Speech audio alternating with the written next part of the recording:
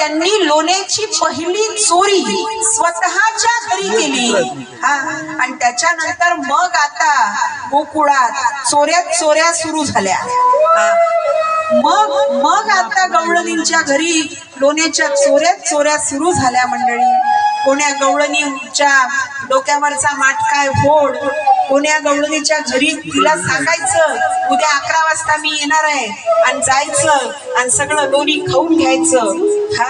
कोणी म्हणतात की एकदा यमुनेच्या तीरावर सांगितलं सगळ्यांना, ऋषिकेश वरून संत महंत आले बरं, तुम्ही सगळे माठ घेऊन या। आणि त्या बिचाऱ्या गवळणी सगळे लोण्याचे माठ घेऊन आल्या आणि इकडे यमुनेच्या तीरावर संतही नाही महंतही नाही, त्या कंटाळल्या वाट पाहून।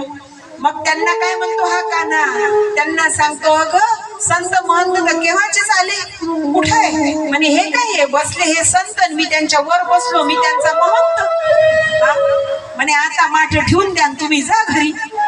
अशा प्रकारे सगळ्यांच्या घराघरातून लोण्याच्या चोऱ्या केल्या।